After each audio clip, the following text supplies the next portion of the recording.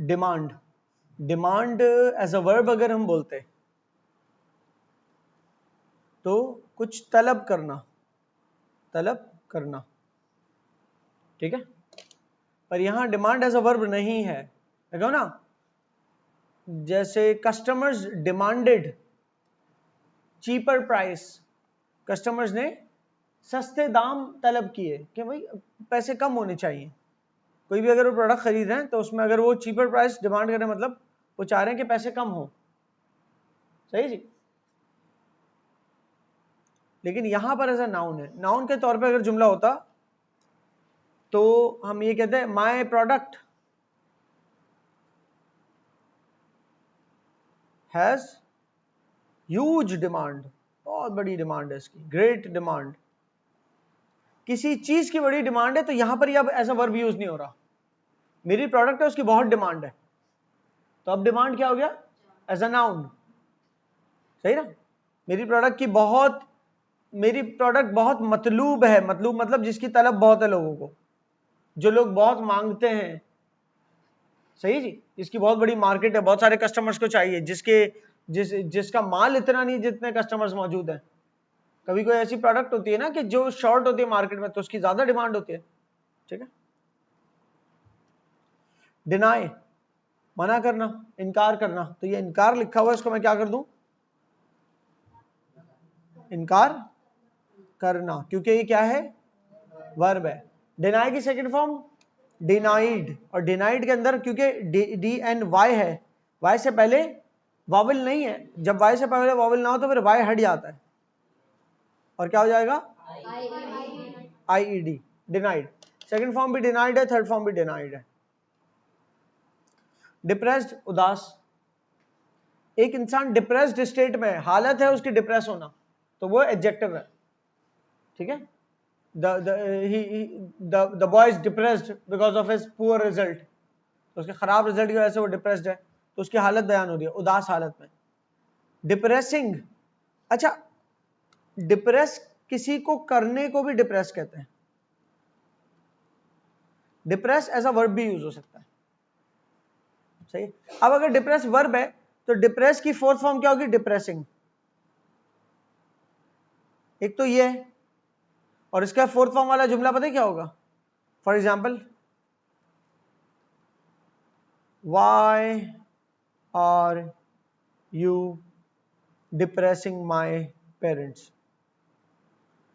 मेरे पेरेंट्स को टेंशन क्यों दे रहे हो भाई, सही है, परेशान क्यों कर रहे हो। इसके अलावा खुद डिप्रेसिंग, एक तो डिप्रेसिंग वर्ब की फोर्थ फॉर्म हो सकता है, लफ्ज डिप्रेसिंग जो है ना वो एडजेक्टिव भी हो सकता है, जैसे कि I heard a depressing news, I heard a depressing news, मैंने कोई खबर सुनी, कौन सी खबर, खबर की डिस्क्रिप्शन क्या है कि वो उदास कर देने वाली, ऐसी खबर जो उदास कर दे, तो अब यहां पर डिप्रेसिंग क्या है, न्यूज को डिस्क्राइब कर रहा है, एडजेक्टिव हो गया, ठीक है ना। तो डिप्रेस्ड जब आ रहा है वो एज एन एडजेक्टिव भी आ सकता है या वर्ब की सेकंड फॉर्म के तौर पे भी आ सकता है, डिप्रेस्ड। इसी तरह डिप्रेसिंग जो है वो एडजेक्टिव के तौर पे भी आ सकता है, वर्ब की फोर्थ फॉर्म के तौर पे भी आ सकता है, जुमले पे डिपेंड करता है क्या हो रहा है वो जुमला। आपको बहरहाल समझना जरूरी है कि जुमले में बात क्या हो रही है, ना कि आप ये आइडेंटिफाई करें, आपका सवाल इस सवाल से नहीं है कि आप ये आइडेंटिफाई करें कि एडजेक्टिव है, वर्ब है या नाउन है। आपकी फर्स्ट अंडरस्टैंडिंग जुमले में रहते हुए ये होनी चाहिए कि इसको मैं कन्वर्ट कर सकता हूं फॉर्म के नहीं, और किसकी फॉर्म कन्वर्ट हो सकती है, जो वर्ब के तौर पे यूज हो। क्लियर है। सो अगर यहां पर जुमला देखें, she felt depressed after losing her job, उसने फील किया डिप्रेस्ड, उसने क्या, कौन सी हालत फील की, उदासी की हालत फील की, ठीक है, जब उसने जॉब लूज किया, एडजेक्टिव है। इसी तरीके से the rainy weather made for a depressing atmosphere, जो रेनी वेदर था उसकी वजह से एटमॉस्फेयर डिप्रेसिंग हो गया। ये तो बहुत मैं मेरे ख्याल से इसको जुमले को चेंज करना चाहूंगा यहां पर, मैं थोड़ा सा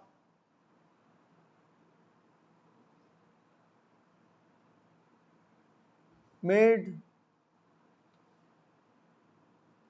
it a depressing day, the rainy weather made it a depressing day, ये बेहतर है मेरे लिए। एटमॉस्फेयर के अंदर डिप्रेशन हो रहा है उसको छोड़ो, डिप्रेसिंग डे हो गया क्योंकि हो सकता है वो मैच वाला दिन हो, क्रिकेट का मैच होने वाला था उस दिन, ठीक है, लेकिन वो रेनी वेदर की वजह से जो डिप्रेसिंग डे हो गया हमारा, नहीं हो पाया मैच।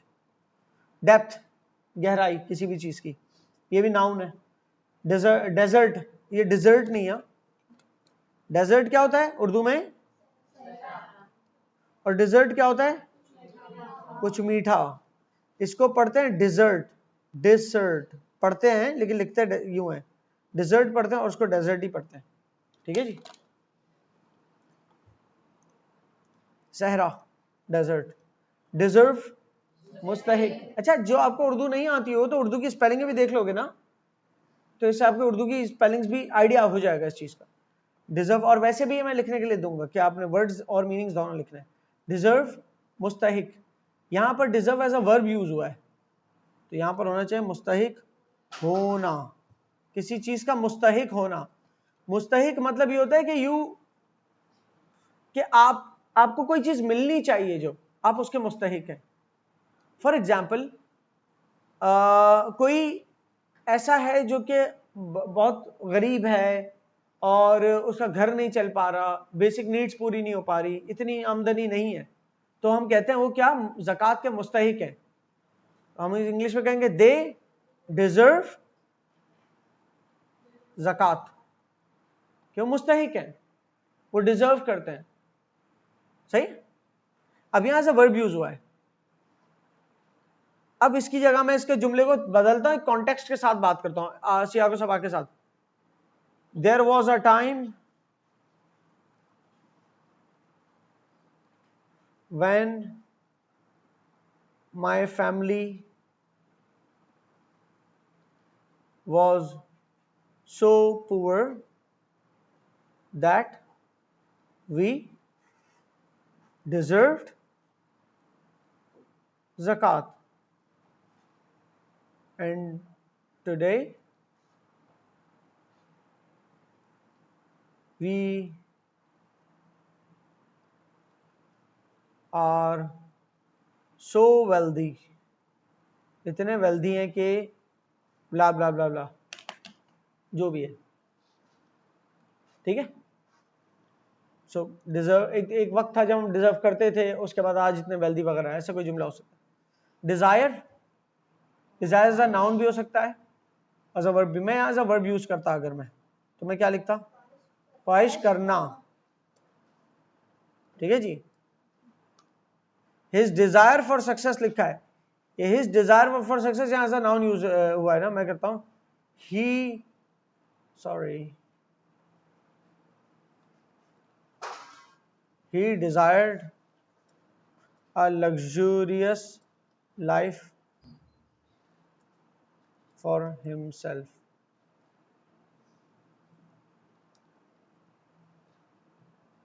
उसने अपने लिए एक आसाइश वाली जिंदगी, ठीक है ना, वाली जिंदगी की ख्वाहिश की। डेस्परेट, किसी चीज के लिए आप बेताब हो, कहते हैं डेस्परेट। डिटेल, किसी चीज की तफसील, और डिटेल करना, किसी को तफसील करना एज अ वर्ब भी यूज हो सकता है। माई टीचर डिटेल्ड मी एवरीथिंग, तो मतलब मेरे टीचर ने हर चीज की वजाहत की मुझे। या यू भी कह सकते हो my teacher gave me details of everything, अब details as a noun use हुआ है क्योंकि गिव एज अ वर्ब हो गया। My teacher gave me details, तो इसमें वर्ब क्या है, गिव, जबकि माई टीचर डिटेल्ड एवरीथिंग, इसमें वर्ब डिटेल ही है, लेकिन फिलहाल मैंने एज अ नाउन यूज किया डिटेल को, ठीक है। The document provided a detailed explanation of the new policy, no, ये तो एडजेक्टिव के तौर पे यूज हो गया यहाँ, ओ, तो फिर यहां पर इसको एडजेक्टिव कर देता हूं। देखो मैं साथ साथ दुरुस्त भी कर रहा हूं थोड़ा थोड़ा। डिटेल्ड एडजेक्टिव के तौर पे भी यूज हो सकता है, मतलब वाजे। डिटेल्ड क्या चीज होती है, कोई भी चीज जो वाजे होती है, वाह,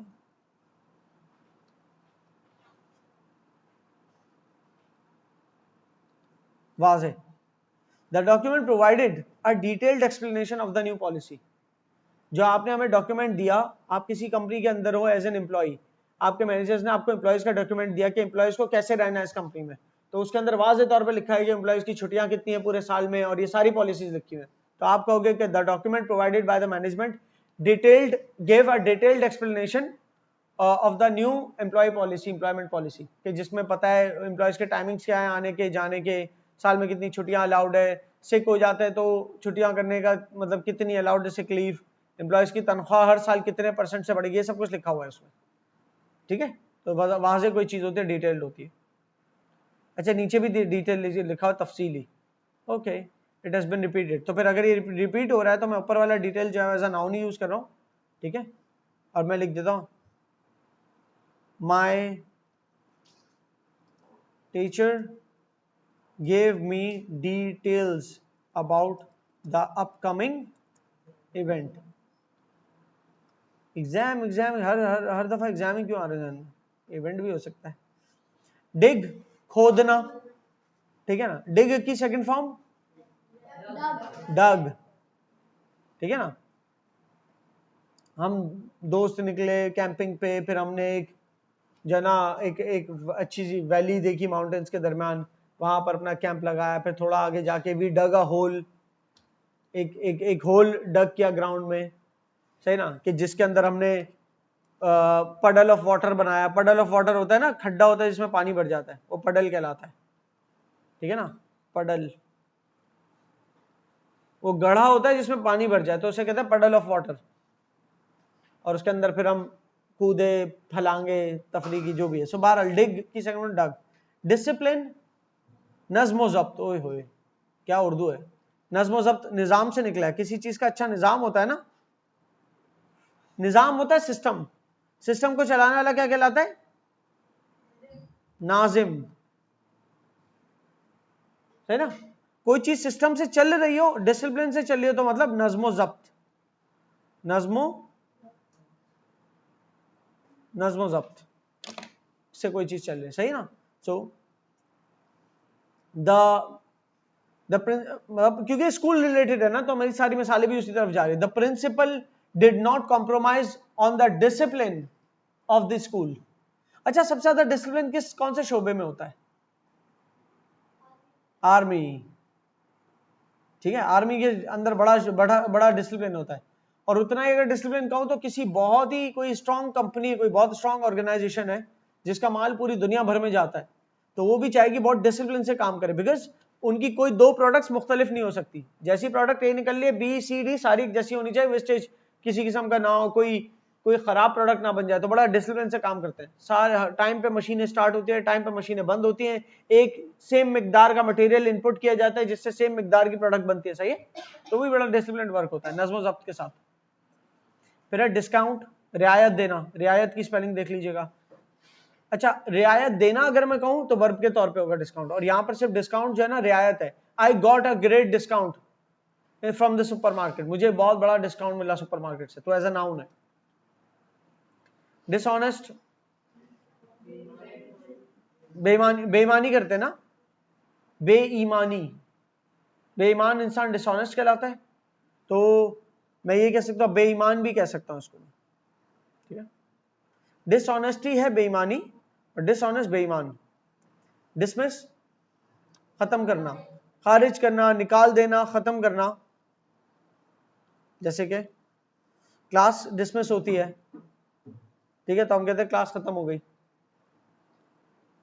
या किसी को निकाल देते हैं, अगर फॉर एग्जाम्पल किसी स्कूल से निकाल दिया किसी को, तो उसको स्कूल से डिसमिस कर दिया गया।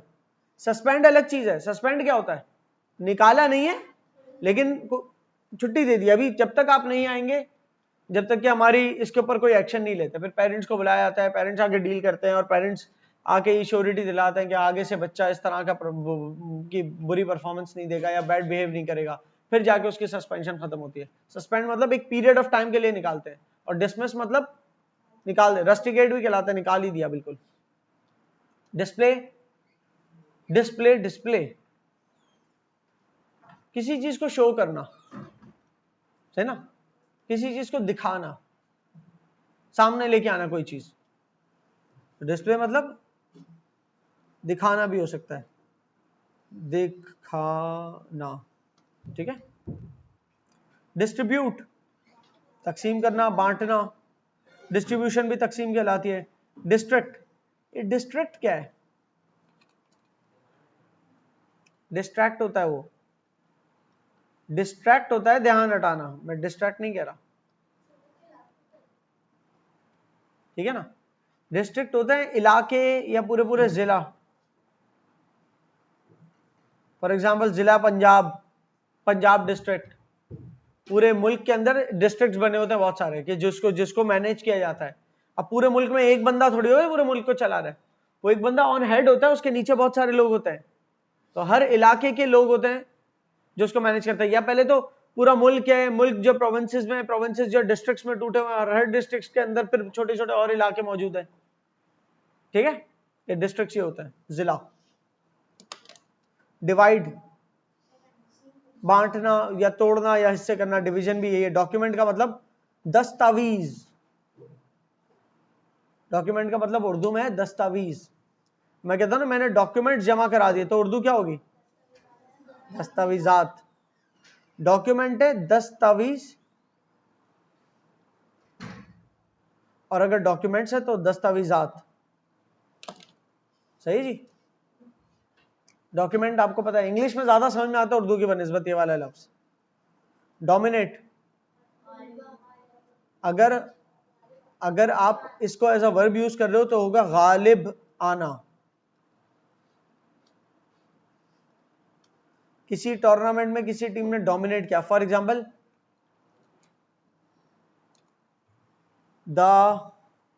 यहां पर क्या लिखा जुमला? The tall sky scraper dominates the city skyline. ओए होए, शहर की स्काईलाइन ये होती है कि आप समझ लो पूरे शहर के अंदर एक आसमान की एक सतह है, मतलब आसमान की बुलंदियों तक हर कोई बिल्डिंग नहीं जा रही, एक स्काई स्क्रैपर बिल्डिंग है। स्काई स्क्रैपर बिल्डिंग्स कौन सी होती है? जो बहुत ऊंची होती है, ऐसा लगता है आसमान को काट के जा रही है, इतनी ऊंची बिल्डिंग जो बादलों से भी थ्रू हो जाती है ना, ऐसा कह लो, इतनी ऊंची बिल्डिंग्स। तो अगर उसकी मैं मिसाल दूं तो बुर्ज खलीफा। बुर्ज खलीफा के बारे में आप कह सकते हैं कि ये डोमिनेट करते तमाम बिल्डिंग्स को, ठीक है। या तो पूरी दुनिया की तमाम बिल्डिंग्स को कह लो, या दुबई की तमाम बिल्डिंग्स को कह लो, डोमिनेट करती है। और यहां तो लिखा है पूरे शहर की जो आसमान की सतह है ना उसको डोमिनेट करती है, मतलब शहर के आसमान तक यही जाती है सिर्फ। डाउनवर्ड्स, नीचे की तरफ। डजन, दर्जन, दर्जन में कितना अदद होता है? और जब भी डजन बोलो तो क्या दो चीजें जहन में आती है?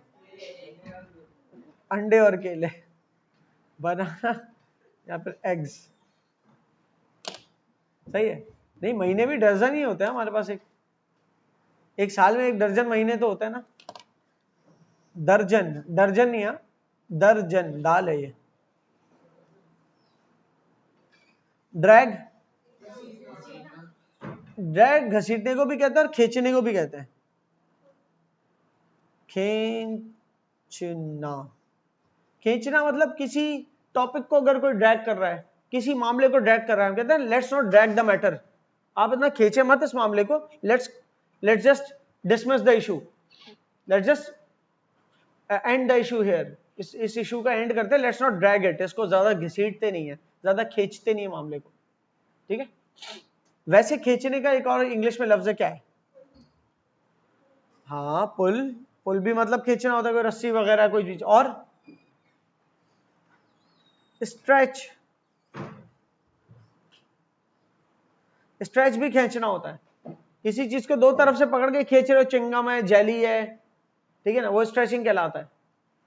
कुछ स्ट्रेचेबल पेंट्स भी होते हैं, वो खिंचाव अलग खिंचाव है। पुल वाला खिंचाव क्या, एक तरफ से खींच रहे हो आप, सही है। और ड्रैग क्या है? ड्रैग वो वाला खींचना, किसी चीज को पकड़ के घसीट के लेके जाना कहीं पर। मिसाल के तौर पे अगर मेरी गाड़ी खराब हो गई तो टो ट्रक को बुलाया, टो ट्रक ने मेरी गाड़ी को ड्रैग किया towards mechanic shop, towards workshop. मेरी गाड़ी को ऑटोमोबाइल वर्कशॉप तक एक टो ट्रक ने ड्रैग किया, तो वहां वो गाड़ी को खींचना हो गया।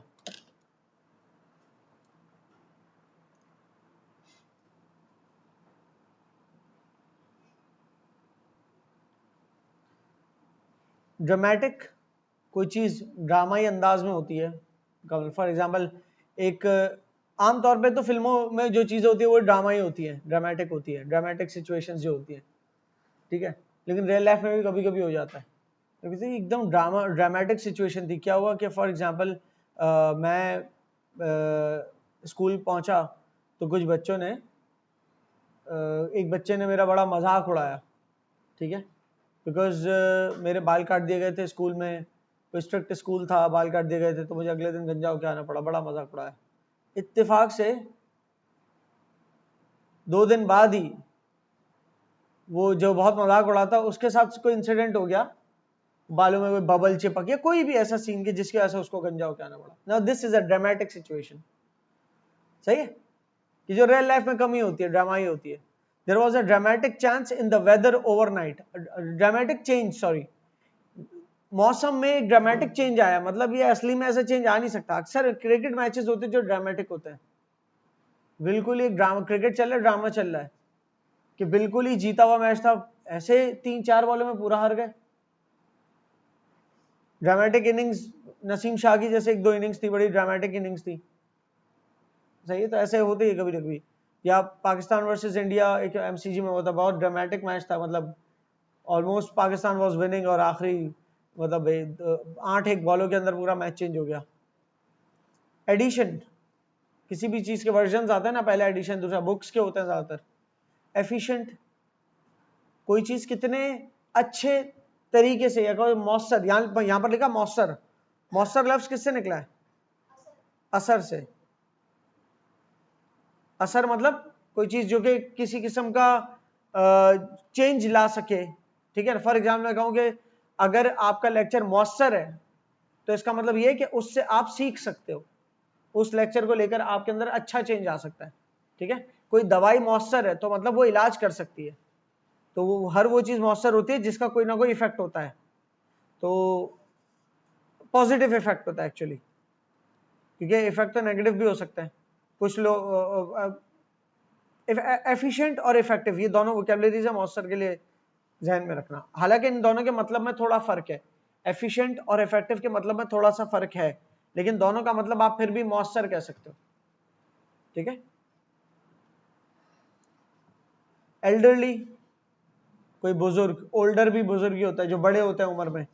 इलेक्ट, चुनना, इलेक्ट करना मतलब चुनना।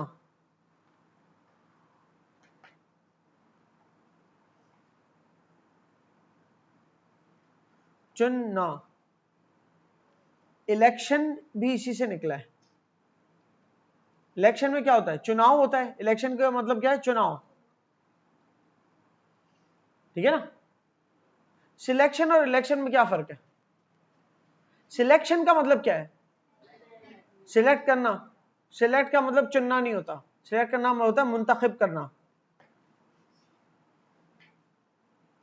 मुंतखब करना, कोई एक आध इसको सिलेक्ट कर लिया, उसको सिलेक्ट कर लिया। जबकि इलेक्शन क्या होता है? बहुत सारों के वोट देखे जाते हैं, जिसके सबसे ज्यादा उसको चुना जाता है, ठीक है। एल्सवेयर, कहीं और, किसी और जगह। मैं कहता हूं कि यहां पर अगर आपको बातें करनी है तो आप कहीं और जाएं, go elsewhere if you want to talk. Elsewhere, कहीं और। एल्स का मतलब और, कुछ और, जो चीज अवेलेबल है उसके अलावा। एल्स का मतलब कुछ और। वेयर का मतलब कहां, वैसे तो वेयर का मतलब होता है कहां या जहां, वेयर का मतलब कहां और जहां दोनों हो सकता है। एल्सवेयर का पूरा मतलब लेकिन क्या है? कहीं और, कहीं और, ठीक है। गो एल्सवेयर या गो समवेयर एल्स। एल्सवेयर की जगह आप पूरा अगर बड़ा फ्रेज यूज करना चाह रहे हो तो समवेयर एल्स, समवेयर एल्स, या इसकी जगह हम एल्सवेयर भी यूज कर सकते हैं। इमर्ज, कोई नए प्लेयर्स इमर्ज होते हैं किसी टीम में, ठीक है ना। After we conducted under nineteen tournament, new players emerged, या मैं कहूंगा many new players emerged as a result of Pakistan super league. बहुत सारे नए प्लेयर्स उभर के सामने आए, ठीक है। और क्या चीज को इमर्ज होती है? ये कह रहा है the sun began to emerge from behind the clouds, from behind the clouds sun began to emerge, सूरज इमर्ज होना शुरू हुआ, मतलब निकलना शुरू हुआ क्लाउड्स के पीछे से। इमोशनल, जज्बाती, हो सकती है किसी की कोई इमोशनल तकरीर, यहां पर लिखा है the movie was so emotional, ठीक है। फॉर एग्जाम्पल अगर आप ने लायन किंग के अंदर जब जो लायन होता है, मुफासा होता है मेन लायन, जब वो गिर रहा होता है पहाड़ से, that scene is very emotional, वो एक जज्बाती सीन है। इनेबल, यहां पर क्या लिखा है?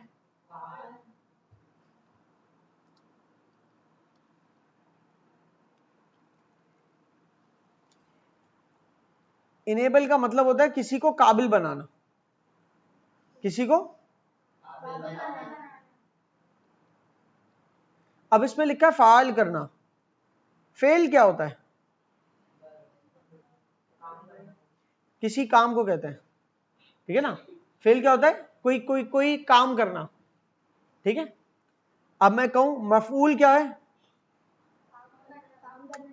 नहीं, जिस पर काम हो रहा, ऑब्जेक्ट, ठीक है। जैसे आई एम रीडिंग बुक, इसमें बुक क्या है? ऑब्जेक्ट, मफऊल है, जिस पर कोई एक्शन हो रहा है। कौन सा एक्शन परफॉर्म हो रहा है? रीडिंग का, तो रीड क्या हो गया? फेल। बुक क्या हो गया? मफूल। और सब्जेक्ट काम करने वाला क्या होता है? फाइल, ठीक है जी।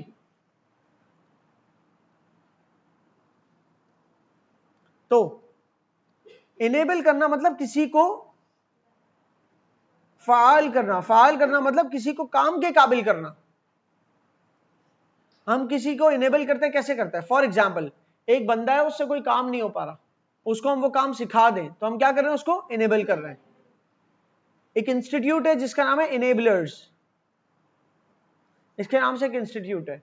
उनका मतलब विजन, उनका मकसद ये है कि जो यूथ है उनको वो इनेबल करें, सिखाएं कि काम आज के दौर में किस तरह किया जाता है, खास तौर पे जो ऑनलाइन प्लेटफॉर्म्स के अंदर प्रोडक्ट्स की खरीदो फरोख्त है, ठीक है। तो उन्होंने अपना नाम बड़ा चुन के रखा है, इनेबलर्स, कि हम लोगों को फाइल कर रहे, वो फाइल कर रहे हैं, मतलब इस काबिल बना रहे कि वो काम कर सके, ठीक है। इसके लिए एक और लफ्ज यूज होता है किसी को फाइल करने के लिए, होता है मोबिलाइज। मोबिलाइज करना, इसका मतलब ये किसी को फाइल करना या किसी को किसी चीज के काबिल करना। फॉर एग्जाम्पल आपको काम तो आता है पर आपके पास लैपटॉप नहीं है, तो जिसने आपको लैपटॉप दिलाया उसने आपको मोबिलाइज कर दिया या इनेबल कर दिया कि आप अपना काम अंजाम कर सके, अंजाम दे सके। क्लियर है? सो मोबिलाइज करना भी मतलब ये होता है कि किसी को काम के काबिल करना, या इनेबल करना भी मतलब किसी को काम के काबिल करना, या फाइल करना कह दो इसको। The new technology will enable us to communicate more effectively, जो नई टेक्नोलॉजी है वो हमें कम्युनिकेट, बातचीत करने में, क्या पढ़ रहे हो ना तुम लोग? हाँ, मवासलात कहते हैं कम्युनिकेशन को, जो अगर ट्रांसलेशंस कर रहे हैं उनके सामने आया होगा। तो नई टेक्नोलॉजी हमें पुरअसर तरीके से या मजीद मौसर तरह से मवासलात के काबिल बनाएगी या मवासलात में फाइल करेगी। ये अगर आप लोग इंग्लिश से उर्दू की तरफ तर्जुमे की प्रैक्टिस कर ही रहे हो तो आपसे, आप लोगों से हो जानी चाहिए। बहरहाल एनकाउंटर, मुकाबला करना या सामना करना किसी का, ठीक है। जैसे कि व्हेन आई, अक्सर अक्सर जो डीप सी डाइवर्स हैं वो किसका एनकाउंटर करते हैं? वेल्स में बी, बट मोर डेंजरस क्या है?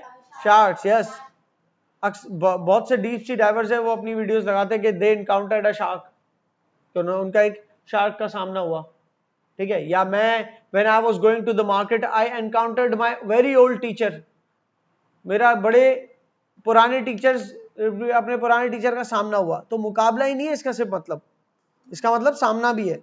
जरूरी थोड़ी आपसे, आपके एनकाउंटर का मतलब ये कि कोई कंपटीशन चल रहा है। कभी कभी आप एनकाउंटर करते हो किसी ऐसे को जो आपका वो कोई पुराना कॉन्टेक्ट है आपके सामने आ गया हो, तो वो भी एनकाउंटर ही होता है। अच्छा, अक्सर जो है ना पुलिस एनकाउंटर करती है टेररिस्ट को, तो टेररिस्ट का सामना मुकाबला है, वो मुकाबला है पुलिस मुकाबला। एंगेज, मशगूल होना, मशगूल होना मतलब बिजी होना किसी चीज में। इंक्वायरी, मैं इंक्वायरी का एक मतलब लिख रहा हूं, तफ्तीश, ठीक है ना। तफ्तीश कौन करता है? तफ्तीश पुलिस करती है ना, जानकारी हासिल लेती है, इंक्वायर करती है। इसको तफ्तीश की एक और इंग्लिश है इंक्वायरी के अलावा, इन्वेस्टिगेट। रिसर्च नहीं है, रिसर्च होते है तहकीक। रिसर्च क्या होती है?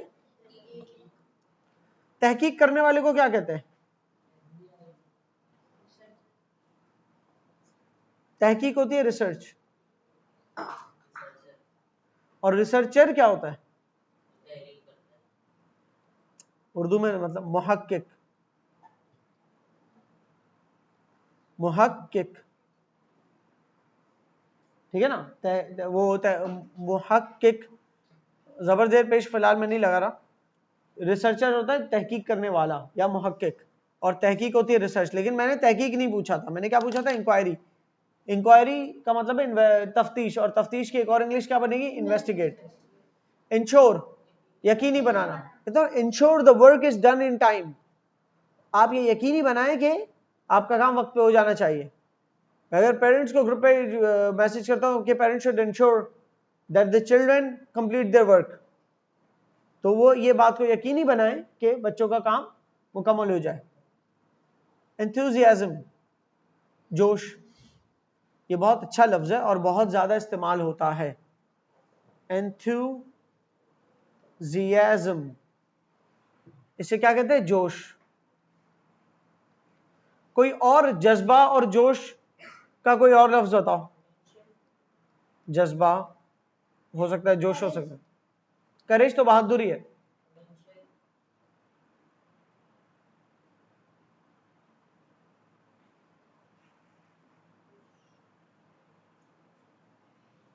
जील, हो, जोश नहीं, ये तो मुश्किल वाला है। एक और, पैशन, किसी चीज का आप में जज्बा होता है ना, पैशन का मतलब होता है जज्बा। और एंथुजियाज्म और जील का मतलब होता है जोश। जज्बा मतलब ये कि आपकी आपकी कोई बड़ी दिल से ख्वाहिश है कोई चीज करने की। फॉर एग्जाम्पल, बड़ा जज्बे से क्रिकेट खेलता है विद पैशन, ठीक है, he is passionate about cricket, जबकि वो he is very jealous in cricket. Jealous मतलब पुरजोश है क्रिकेट में। या he plays cricket with great enthusiasm, बहुत ही अच्छे जोश के साथ, वो बहुत ही अच्छे जोश के साथ क्रिकेट खेलता है। खैर, एंथुजियाज्म मतलब जोश। एंथुजियास्टिक, पुरजोश, सही है ना, जोश के साथ वाला। फॉर एग्जाम्पल, कोई जोश के साथ कोई काम करता हो, बताइए। अगर मैं कहता हूं कि एक किसी बड़ी पर्सनालिटी की, डॉक्टर अब्दुल बारी खान साहब, he is the founder of, he is one of the founders of Indus hospital, ठीक है, एक बहुत बड़ा काम है, कभी उसको डिस्कस करेंगे हम बाद में। सो डॉक्टर अब्दुल बारी खान साहब is very enthusiastic about giving health welfare to the poor people। जो गरीब लोग हैं, जो नहीं अफोर्ड कर सकते, उनको हेल्थ वेलफेयर मिले, उस वो बड़े पुरजोश अंदाज में ये काम करते हैं। पूरा एक हॉस्पिटल बना दिया उन्होंने। वो हॉस्पिटल के अंदर आप जाओ, इलाज करके वापस आ जाओ, अल्लाह कभी लेके ना जाए हॉस्पिटल किसी जो है ना बुराई के अंदर, लेकिन गए और वापस आ गए, काउंटर ढूंढते रहो, काउंटर नहीं मिलेगा, कहां कैश देना है। It's something like that, no cash counter there, सही है। बट अगेन बहुत ज्यादा आवाम वहां इलाज होता है तो बहुत रश भी होता है। अच्छा जी, एंटायर, एंटायर मतलब मुकम्मल, एंटायरली, मुकम्मल तौर पर। मैं कहता हूं give me your entire work,